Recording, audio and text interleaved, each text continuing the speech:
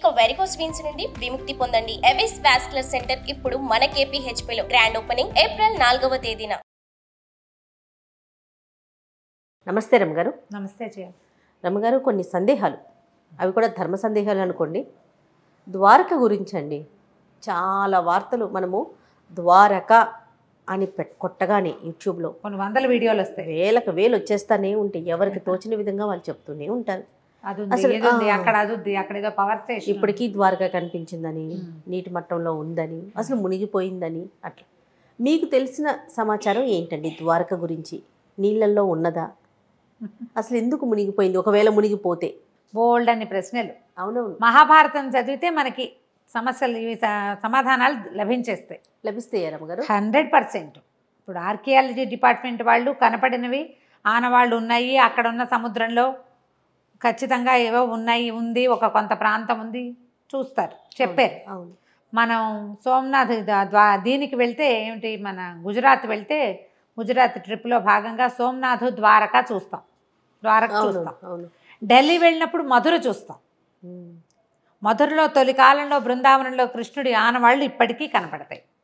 ఎన్నో అయిపోలేదు కదా, మన ముందు యుగమే కదా, ఆ తర్వాత మనం మొదలుపెట్టాం. ఎన్ని వేల సంవత్సరాలు గడిచాయి, అయినా కూడా ఏవో ఆనవాళ్ళు అలా అలా అలా కాలక్రమాన కనపడుతూనే ఉన్నాయి. మధుర నుంచి శ్రీకృష్ణుడు ఒకేసారిగా ద్వారకకి వెళ్ళిపోయాడు.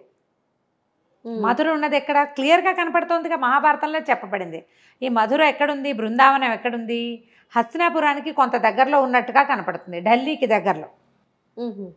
ఆగ్రా దగ్గర ఉంది కదా మధుర. అక్కడి నుంచి అక్కడ ఒక చిన్న పల్లెటూరులో ఉన్న వాళ్ళు యుద్ధాలు జరిగి, అతని పేరేమిటి, మన జరాసంధుడు, కంసుడి మామగారైన జరాసంధుడు ఎన్నిసార్లో యుద్ధం చేశాడు వీళ్ళతోటి. ఎప్పటికప్పుడు యుద్ధానికి వచ్చేవాడు. అల్లుడిని చంపారన్న కక్షతోటి. అల్లుడు చేసిన వెధవ పనులు అవేం లెక్కలేదు. కృష్ణుడి మీద పగ. ఇది కృష్ణుడు కాదు, భగవంతుడి మీద పగ. ఆ పగతోటే ఇది వచ్చాడు. ఇక విసుగు పుట్టి వెళ్ళిపోయాడు. యుద్ధం నుంచి పారిపోయారు వాళ్ళు. ఆ పారిపోయి ఈ ద్వారక సముద్ర తీరానికి యువతల వైపున ఒక చోట ఆగాడు. అక్కడ ఒక దేవాలయం ఉంది, మూల్ ద్వారక అంటారు. నేను వెళ్ళే, అందుకని క్లియర్గా చెప్తున్నా. రణ్ఛోడ్ రాయ్ అక్కడ ఉన్న దైవం పేరు, కృష్ణుడి పేరు. రణము వదిలిపెట్టి వచ్చినటువంటి కృష్ణుడు అంటే యుద్ధాన్ని వదిలిపెట్టి వచ్చేసాడు. రణ్ఛోడ్ దాస్ పేరు విన్నాం మనం. అదే ఆ రణ్ఛోడ్ అంటే ఏమిటంటే రణమును వదిలిపెట్టిన, యుద్ధాన్ని వదిలిపెట్టిన భగవంతుడు. ఇక తన జనం నలిగిపోవడం సహించలేక వచ్చేసాడు ఇక్కడికి. ఈ మూల ద్వారకలో కనపడతాడు. అక్కడి నుంచి ద్వారక మనకి కనిపిస్తుంది. ద్వారకలో దేవాలయము అవన్నీ ఉన్నాయి. అయితే ఈ సముద్రానికి యువతల ఉన్నది కాకుండా విశ్వకర్మతోటి సముద్రం లోపల ఒక మహాద్భుతమైన నగరం ఇవుందాయని, ఐలాండ్స్ ఉంటే దాని మీద నగరాన్ని నిర్మింప చేసుకున్నాడు కృష్ణుడు తమ వాళ్ళ కోసం. యాదవులు, అంధకులు, వృష్టి, ఇలా రకరకాల జాతులు ఉన్నాయి వాళ్ళల్లోనే. వీళ్ళందరికీ కలిపి ఒక ప్లేస్ని ఏర్పరిచాడు. తను అన్న యుద్ధం చేస్తూ జరాసంధుడిని కొండ మీదకి పైకి తీసుకెళ్ళి అక్కడి నుంచి ఇద్దరు మాయమైపోయారు. అన్న తమ్ముడు ఇద్దరు మాయమైపోయారు. అతను వెతుక్కున్నాడు కానీ వాళ్ళు అక్కడి నుంచి వదిలేసి ఇక్కడికి వచ్చేసారు. మొత్తం పరివారాన్ని అంతా రోడ్డు మీద నడిపించి తీసుకొచ్చాడని చెప్పాలి ఆ మహాభారతంలో. అక్కడ మాయమై ఇక్కడ ప్రత్యక్షం అయ్యేలాగా చేశాడని చెప్తారు. ఇప్పుడు మహాభారతం లేదు, అవన్నీ కథలంటే అంటావు. మరి ద్వారక ఉందిగా, అప్పుడు మధుర ఉంది కదా, హస్తినాపురం ఉంది, కురుక్షేత్రం ఉంది, అన్నీ ఉన్నాయే. మహాభారతాన్ని లేదని ఎలా అంటాం మనం? అంతే కదా, అనడానికి వీల్లేదు. అస్సలు భగవద్గీత ఉంది, మహాభారతం వల్ల వచ్చిన భగవద్గీత కూడా ఉంది. ఇవి మొత్తానికి ఇక్కడికి వచ్చేసారు. ఇది లోపల, సముద్రం లోపల బ్రహ్మాండమైన నగరాన్ని నిర్మించారు. విశ్వకర్మ నిర్మించాడు ఆ నగరాన్ని అని చెప్తారు. మళ్ళీ దీనికి ఈ ప్రాంతానికి రాజు ఒకరు ఇలా ఏర్పాటుగా కూడా చేసుకున్నారు. కృష్ణుడు పరివారం మొత్తం, ఆయన అష్టభార్యలు, అన్న యొక్క సంసారము, కుమారులు, మనవలు అందరూ ఉన్నారు. మొత్తం అది చాలా పెద్ద సామ్రాజ్యం. సముద్రంలో ద్వారకా నగరం సముద్రంలో నిర్మించారు. భేట్ ద్వారక అంటారు దాన్ని. ఇప్పుడు కూడా మనం ఈ ద్వారకలో శ్రీకృష్ణ మందిరం చూశాక ఆ సముద్రంలో కాసేపు ప్రయాణం చేస్తే ఆ లోపల ఉన్న ఐలాండ్లోకి వెళ్తాం. నేను వెళ్ళాను అక్కడికి. చాలామంది వెళ్తారు. ద్వారకా మనం చూడడానికి వెళ్తే మనం అక్కడి నుంచి లోపలికి వెళ్ళొచ్చు. అవి లోపల ద్వారకకి కనుక వెళ్తే ఏంటంటే సముద్రం మీదే వెళ్తాం. బోల్డ్ అని పక్షులు ఇలా కొంగలు మన వెనకాల పడుతుంటాయి తిండి కోసం. ఎంత వస్తాయో, భలే గొప్పగా ఉంటుంది.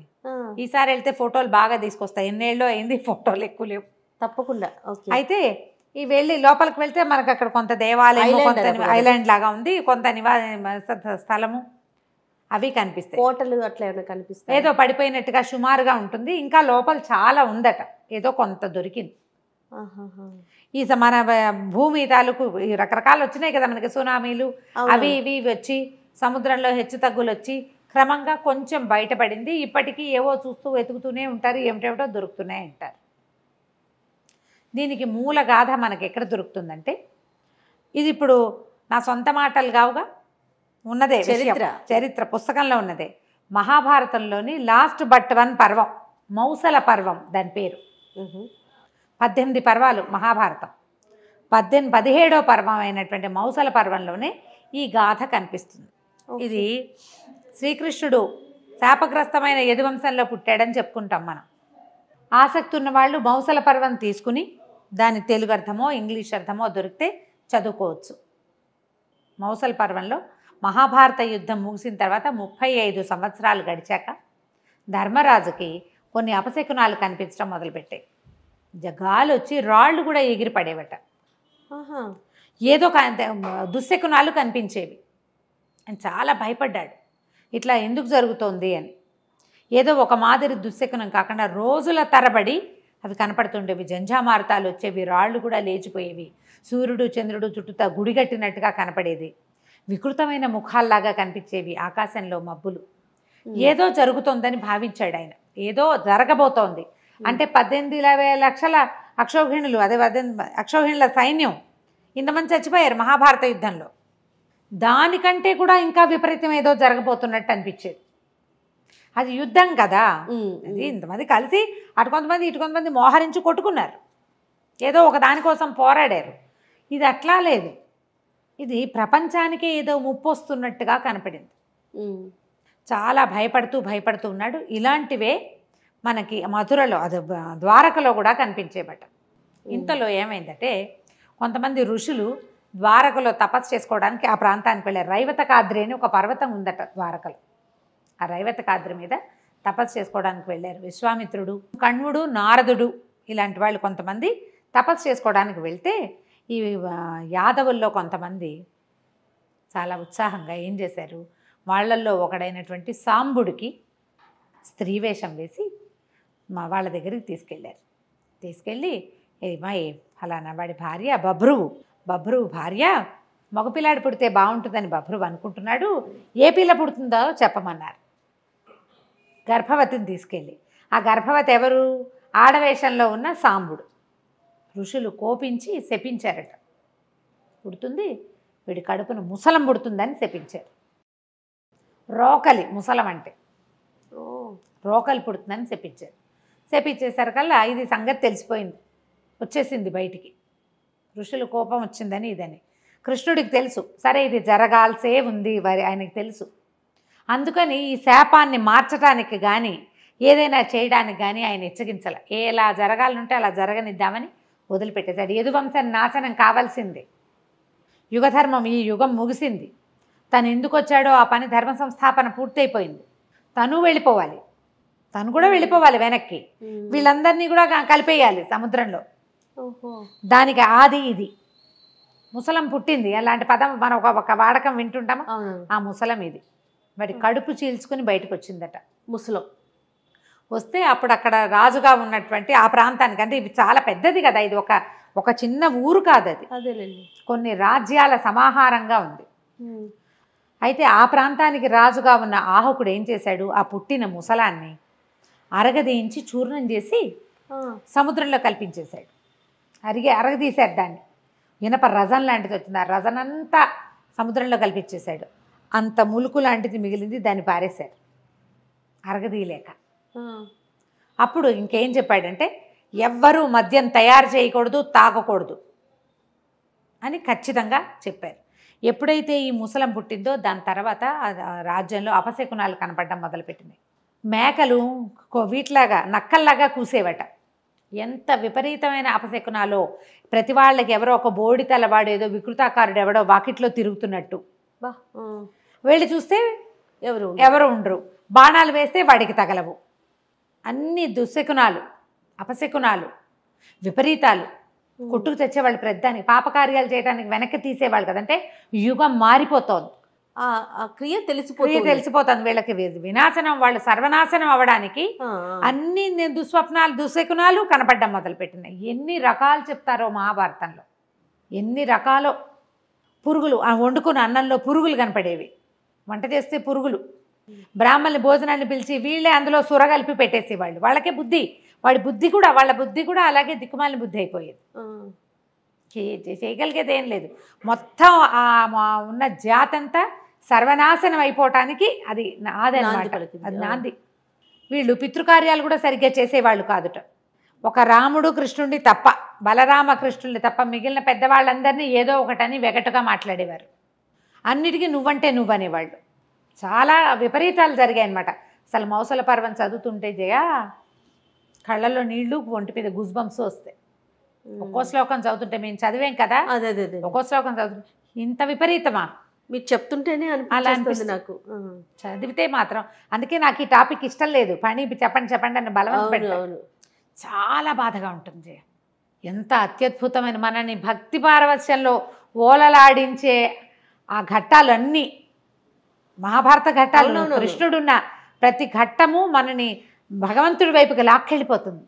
అలాంటిది వాళ్ళు ఇలాగా వినాశనం వైపుకి వెళ్ళిపోవటాన్ని వింటూ ఉంటే సహించలేకపోతామే, భరించలేము అసలు. దీని తర్వాత కృష్ణుడు వెళ్ళిపోతాడన్న ఊహ అసలు భరించరానట్టుగా ఉంటుంది. భూమి అతన్ని కోల్పోతుంది కదా, మరి ఎంత బాధగా ఉంటుందో చదవడానికి చాలా బాధగా ఉంటుంది. కాకపోతే మనం ఇలాంటి భక్తులతోటి, భగవంతుడి మీద ప్రీతితోటి చదివితే మనం వెళ్ళలేకపోతాం. అలా వెళ్ళకూడదు. భారతాన్ని భారతంగానే చదవాలి. ఎవరైనా చెప్పేటప్పుడు వింటూ 10 మంది కూర్చుని వింటే అంత బాధగా ఉండదు. ఒకళ్ళే చదివి కొద్ది చిన్న గ్రూప్ అయితే మాత్రం ఏడుపు వచ్చేస్తూ ఉంటుంది. ఇళ్లలో రోజు శంఖనాదం చేస్తే, శంఖనాదం చేయగానే గాడిదలు ఓండర్ పెట్టేవిట ఆ సౌండ్ వినేసరికి. అక్కడి నుంచి శ్రీకృష్ణుడికి దివ్య రథం ఒకటి ఉంది. చూస్తూ ఉండగానే అది వెళ్ళిపోయిందట సముద్రం మీదకి.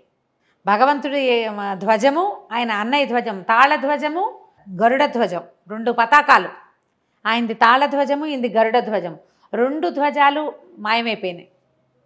శ్రీకృష్ణుడికి అగ్నిదేవుడు ఇచ్చిన సుదర్శన చక్రాయుధం ఇలా తిరుగుతూ వలయాలుగా ఆకాశంలోకి వెళ్ళిపోయింది. ఆయన కూడా వెళ్ళిపోతాడు. అది ఆయన వెళ్ళిపోయే ముందు ఆయనతో ఉన్న సమూహం అంతా వెళ్ళిపోవటమే. ఆయన వచ్చిన పని అయిపోయింది. ఇంకా తీర్థయాత్రలకు వెళ్ళండి అని ఒక ఘోషగా వినపడేదట. సరే వీళ్ళంతా ఏం చేశారు, వీళ్ళందరూ కృష్ణుడు కూడా అందరినీ సముద్ర తీరానికి యాత్రలకు వెళ్ళమని చెప్పాడట. అన్ని జాతుల వాళ్ళు అక్కడ ఉన్న నానా రకాల జాతులు, ఒక జాతే లేదు అక్కడ, అదేలేండి ఉన్నారు. ఇంకా వీళ్ళందరూ కలిసి సముద్ర తీరానికి కుటుంబాలతో సహా తరలి వెళ్ళారు. తరలి వెళ్ళి విపరీతంగా మద్యం తాగారు. విలాసయాత్ర కాదు వెళ్ళారు వాళ్ళు, విహారయాత్రకి. చెప్పింది ఏమిటి, ఆజ్ఞ తీర్థయాత్ర అని ఆజ్ఞ వస్తే వీళ్ళు దాన్ని విలాసయాత్ర చేసుకున్నారు, వినోదయాత్ర చేశారు, తాగేశారు బాగా. అసలు మద్యమే తాగొద్దని చెప్తే మనం ఆ రాజాజ్ఞని ఉల్లంఘించడమే. మన దశలు ఎప్పుడు పాడవుతాయి జయ, మనం ఆజ్ఞని ఉల్లంఘించటం అంతే. ఇది చెయ్యకూడదు అంటే దాన్ని ఉల్లంఘించామా మనకి దుశ్శకునం. అదే మన బుద్ధి పెడదోవ పట్టేస్తున్నట్టు. ఆ పెడతోవ పట్టడం ఏమిటో ఇప్పుడు పిల్లలు చేస్తున్నారు జయ. అట్లా మనం వద్దు అంటామా, వినాశకాలే విపరీత బుద్ధి అంటామా, ఏది వద్దంటామో దాని ఆజ్ఞ ఉల్లంఘన చేయటం. ఇది పనికిరాదు అంటే ఎందుకు పనికిరాదు అని ప్రశ్నించటం. కొంతమంది ప్రశ్నించి ఊరుకుంటారు, కొంతమంది చేసేస్తారు. ఇప్పుడు మనకు చూడు ఎట్లా కనపడుతున్నాయి. అవునండి, అవును, కనిపిస్తున్నాయి కదా. అక్కడి నుంచి వీళ్ళు కొంతమంది కూర్చుంటే కృతవర్మ ఉన్నాడు. కృతవర్మ ఎవరు, మనకి మహాభారత యుద్ధంలో అశ్వత్థామతో కలిసి దుర్యోధనుడి పక్షంలో ఉన్నప్పుడు అశ్వత్థామ ఏం చేశాడు, ఇలా వీళ్ళని ఉప పాండవుల్ని సంహరించాడు. ఈ తాగేసేసరికల్లా ఎక్కడెక్కడి మాటల్లో పుడతాయి కదా, ఎక్కడవో గుర్తొస్తాయి. కృతవర్మని దుర్మార్గుడా, నువ్వు పడుకున్న వాళ్ళని, నిద్రపోయే వాళ్ళు, మరణించిన వాళ్ళతో సమానం, వాళ్ళని చంపేయటానికి వాడు వెళ్తే వాడు వెనకాల పడి నువ్వు పోయావని ఆయన అన్నాడు. కృతవర్మ చిన్నవాడు కాదు, చాలా పెద్దవాడు. మరి యుగాలు దాటిపోయినాయి కదా, చాలా పెద్దవాడు. ఇక అనేసరికల్లా ఆయన కూడా ఊరుకోవాలి, నువ్వు ఫలానా వాడిని నువ్వు కొట్టలేదా అనే. ఇద్దరు ఒకళ్ళనొకళ్ళు కొట్టుకున్నారు. దాంట్లో ఈ ఉద్రేకపడిన వాళ్ళలో ప్రద్యుమ్నుడు శ్రీకృష్ణుని కుమారుడు, ఓ యుయుధానుడు ప్రద్యుమ్నుడు కృష్ణుడి కుమారుడు కదా, వీళ్ళిద్దరు మాట్లాడారు. ఊరుకోలే వాళ్ళు, రెచ్చిపోతున్నారనమాట. అక్కడికి శ్రీకృష్ణుడి సోదరుడైన సాత్యకి ఒక వాదన వచ్చింది. ఇంకా ఏవేవేవో మాటలు పుట్టినాయి, ఏవేవో. తర్వాత ఏమో ఈ మన అది ఉంది కదా మన సెమంతకమణి పేరు వచ్చింది. అప్పుడు అది పోవటము, అది దొరకటము, దాని గురించి మాట్లాడితే సత్యభామ వచ్చి ఆ మణి జ్ఞాపకం చేసుకుని ఆవిడ వచ్చి దుఃఖించి వెళ్ళింది. ఇలా హడావిడిగా ఉన్న కొట్లాడుకుంటుంటే మధ్యలో ఆడాళ్ళు కూడా వస్తే ఇంకా ఎలా అవుతుంది? ఈ మాటలు పెరిగేసరికల్లా సాత్యకి కృష్ణుడు అక్కడ ఉండగానే కత్తి తీసి కృతవర్మని ఖండించేశాడు. వాళ్ళు ఊరుకోలే, వాళ్ళు యుద్ధం, వీళ్ళు యుద్ధం, యుద్ధం యుద్ధం యుద్ధం మామూలు యుద్ధంగా లేదు.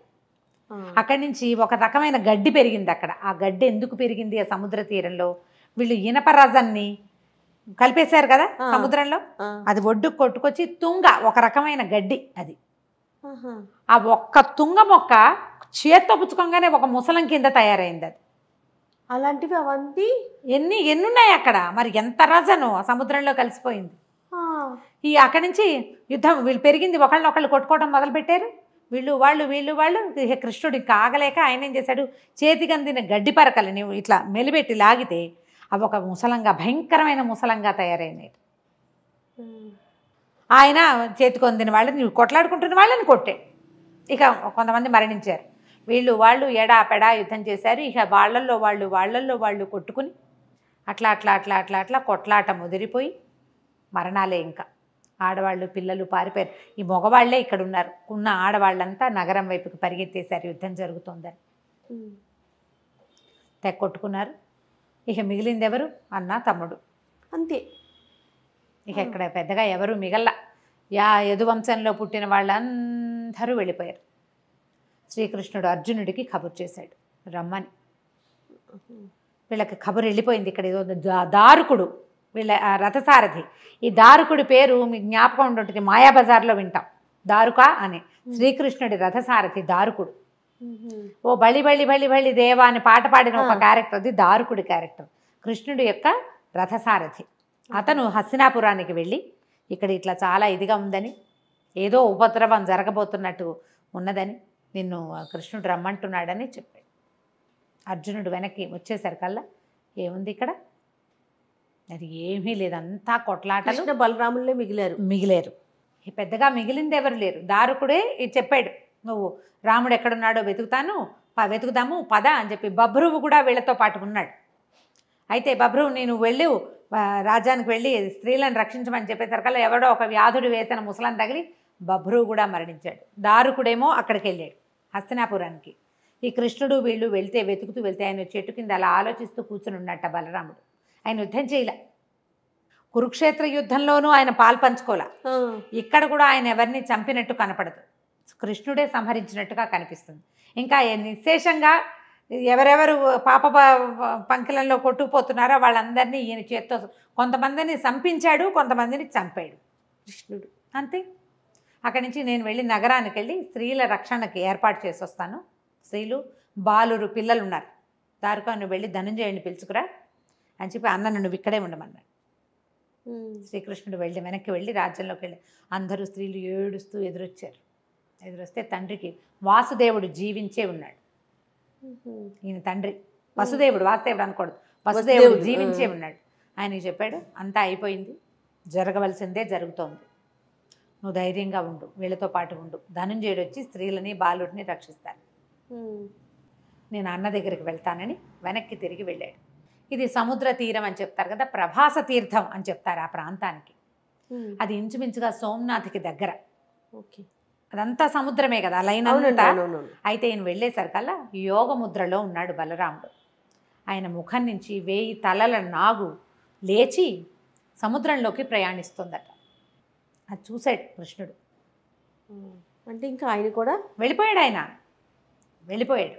ఆయన బయలుదేరి వెళ్ళిపోయాడు. సముద్రంలోకి వెళ్తే ఆయన సోదరులైన తక్షకుడు, అనంతుడు, తక్షకుడు, వాసుకి వీళ్ళంతా కలిసి ఆయన్ని స్వాగతించి ఆయన లోపల తీసుకెళ్ళిపోయారు. శరీరం ఉండిపోయింది.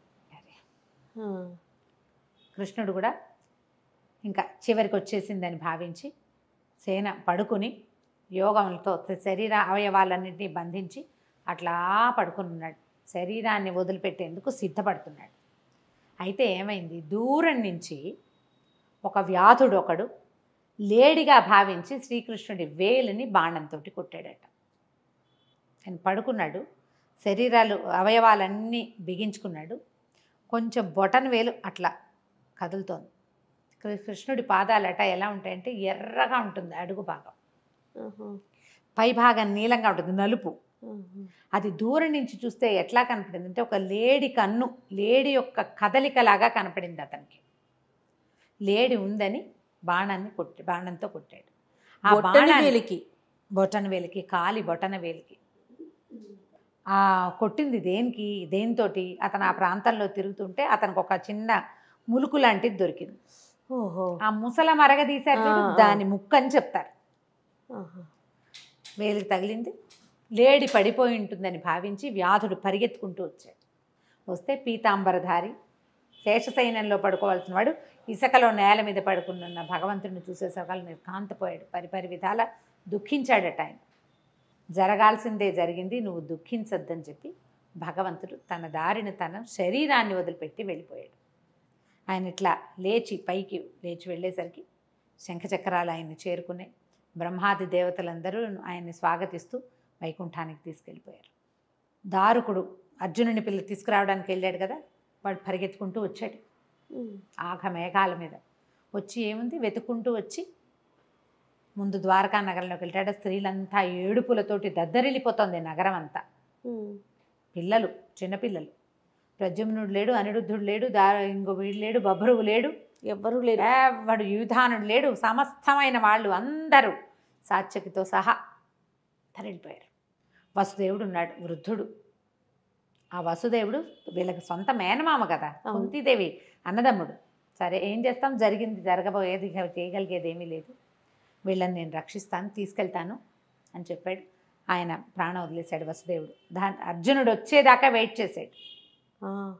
ఆయనకి కార్యాలు చేసి అక్కడి నుంచి వీళ్ళ శరీరాలు వెతుక్కుంటూ వెళ్ళి పడి ఉన్నటువంటి మొత్తం వీళ్ళందరికీ, యాదవులందరికీ కూడా అతనే తర్వాత అంత్యక్రియలు అర్జునుడే చేశాడు. బలరామకృష్ణుల్ని వెతుక్కుంటూ వెళ్ళి దొరికిన వారి పార్థివ శరీరాలు రెండింటికి అంత్యక్రియలు చేశాడు.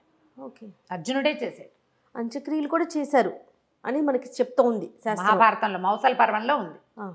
తర్వాత వీళ్ళందరినీ పుచ్చుకొని బయలుదేరితే ఈ వీళ్ళతో యుద్ధంలో అక్కడి నుంచి వ్యాధులు కొంతమంది బతికిపోయిన వాళ్ళు ఉన్నారు. యదువంశం కదా పూర్తిగా నాశనమైంది.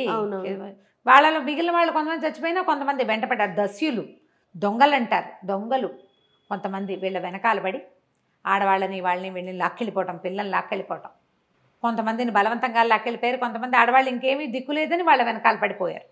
మిగిలిన వాళ్ళని రక్షించుకుంటూ తీసుకెళ్ళాడు. అయితే అర్జునుడు ఒకడు అంటే ఆయన ఒక్కడే కాదుగా, ఆయనతో పాటు సైన్యం వచ్చింది కదా, అంతా వచ్చారు వాళ్ళందరూ కలిసి. అయితే రుక్మిణీదేవి, తర్వాత జాంబవతి, హైమవతి అని పేర్లు చెప్తారు. వీళ్ళు మాత్రం అగ్ని ప్రవేశం చేశారట. మిగిలిన సత్యభామ మొదలైన వాళ్ళంతా కూడా అడవికి వెళ్ళిపోయారు తపస్సు చేసుకోవడానికి. తర్వాత కాలక్రమాన ఎవరి దారిని వాళ్ళు పట్టేశారు. ఇంటికి వచ్చి మన స్నేహితుడు, మన మిత్రుడు, మన బాంధవుడు వెళ్ళిపోయాడని చెప్తాడు. నేను చెప్పలేను. అన్నిటి నుంచి, అన్ని క్రియల్లోనూ ఈ పాండవులతో పాటు కృష్ణుడే ఉన్నాడు మొదటి నుంచి. అవును, అతనే మనకు అన్నీ. భగవంతుడే వీళ్ళతో పాటు బంధువుగా, స్నేహితుడుగా, సారథిగా వీళ్ళ జీవితాలకి ఒక దారి చూపించాడు. పంపించేసి వచ్చాను. అర్జునుడు వచ్చి చెప్పాడు, ఇక మనది కూడా దారే, మనం కూడా వెళ్ళిపోయే రోజు వచ్చేసింది అని. తర్వాత కొంతకాలానికి మహాప్రస్థానానికి పాండవులు కూడా వెళ్ళిపోయారు. ఏ కథ అయినా చివరికి ఇలాగే కదా, అంతే కదా, భగవంతుడి భగవంతుడి కథ అయినా ముగియవలసిందే. అయితే ఆయన ఏ ధర్మ సంస్థాపన చేయటానికి వచ్చాడో ఆ ధర్మ సంస్థాపన చేసేసి ప్రపంచానికి ఒక మార్గదర్శనం చూపించి వెళ్ళిపోయాడు. అయితే ఎప్పుడైతే ఈ స్త్రీలని తీసుకుని నగరం దాటాడో మొత్తం ద్వారకా నగరం అంతా సముద్రంలో మునిగిపోయింది. వెనక్కి తిరిగి చూసి ఆశ్చర్యపోయారట. కేవలం అర్జునుడు ఒకడు, నరనారాయణులలో ఒకడు నిర్గమించి ఒకరు వెళ్ళిపోతే రెండో వాడు ఆ భూమి మీద ఉన్నంతసేపు సముద్రుడు దాన్ని ఇట్లా పట్టుకుని ఆపి పెట్టి ఉంచాడు. యాదవులతో పాటు ఇది నాశనం అయిపోవాలి. అతను అడుగు బయట పడిపోయాక అసలు ఆయన వెళ్ళిపోయాడు. కొసరువాడు కూడా వెళ్ళిపోయేసరికి మొత్తం భూమి ద్వారకంతా నీళ్లల్లో కలిసిపోయింది, సముద్రంలో పడిపోయింది. ఇక ద్వారకా నగరంలో ప్రాణి అంటూ మిగలలేదట. ఎంతంత కోట విశ్వకర్మ సృష్టించింది, ఎన్ని ఇచ్చారో, ఎన్ని రకాలో. స్వామికి సేవ చేయడానికి వచ్చిన ధ్వజాలు వెళ్ళిపోయినాయి, రథం వెళ్ళిపోయింది, ఆయన తాలూకు ఇది వెళ్ళిపోయింది, చక్రం కూడా వెళ్ళిపోయింది, సమస్తం. ఉద్ధవుడు వీళ్ళకి మొట్టమొదట ఈ పిల్లడు, మీ ఇంటికి వచ్చిన పిల్లవాడు భగవంతుడి స్వరూపము అని వీళ్ళకి చెప్పినవాడు, ఆయన వెళ్ళిపోయాడు. ఆయన వెళ్ళిపోగానే నగరం అంతా చీకటైపోయినట్టు అట్లా కనపడుతుంది. కుదిరితే మౌసల పర్వం చదవండి, ఎంత వివరంగా కనపడుతుందో. బాగా చదివితే మీరు ఈ ప్రశ్నలన్నిటికీ సమాధానాలు మనమే స్వయంగా చెప్పగలుగుతాం. ఎలా వచ్చాడు కృష్ణుడు, ఆ గాథ ఎంత వింత విచిత్రంగా ఉంటుంది. వెళ్ళడం చూడు, ఇలా వెళ్ళిపోవటం కోసం ఈ వంశంలో జన్మించాడు. ఆయనతో పాటు ఆయన ఆనవాళ్ళు కూడా లేకుండా పూర్తిగా స్వర్గారోహణ. వీళ్ళు ఆలోచించుకుని ఇదంతా మన పని అయిపోయిందని ఒక్కొక్కళ్ళకి ఒక్కొక్క ప్లేస్ ఇచ్చి పాండవులు అంటే వీళ్ళ సంతానాలు ఒకళ్ళిద్దరు పిల్లలు మిగిలిపోతే సుభద్రకి చెప్పారట, నీ మనవడు రాజు అవుతాడు అని చెప్పి. పరీక్షిత్తుకి జీవితం ఇచ్చాడు భగవంతుడు. చనిపోయిన శిశువుని బతికించాడు కదా. అవునవును, చనిపోయిన వాడిని బతికించాడు. ఇక ఆయన రూపంలో పరీక్షిత్ రూపంలో ఇంకా కొంతకాలం ఉన్నాడనమాట. ఇంకా కొంతకాలం భూమిని పరిపాలించాడు కదా. వీళ్ళకి ఏదొస్తుంది అని చెప్పి వీళ్ళు తర్వాత మెల్లిగా ప్రయాణం కడతారు. మహాప్రస్థానం అది. ఎలా వెళ్తారు వీళ్ళ 6 బయలుదేరి, పంచపాండవులు, ద్రౌపది, వాళ్ళ వెనకాల ఒక కుక్క వెళ్ళిందని చెప్తారు. వీళ్ళంతా కలిసి స్వర్గారోహణ పర్వం పైకి వెళ్ళిపోతారు. అంటే ప్రాణాలు తమంతట తాము వదిలిపెట్టేయటానికి. మనం ప్రాణ భయంతో చచ్చిపోతాం, వీళ్ళు ప్రాణాలు వదిలేయడానికి సిద్ధపడి ఉంటారు. క్రమంగా యుగం మారేసరికల్లా, యుగధర్మం మారంగానే ప్రాణభీతి ఇవన్నీ పెరిగిపోతాయి. నిదానంగా చదవండి. మౌసల పర్వం చదివితే కనుక చాలా వివరాలు తెలుస్తాయి.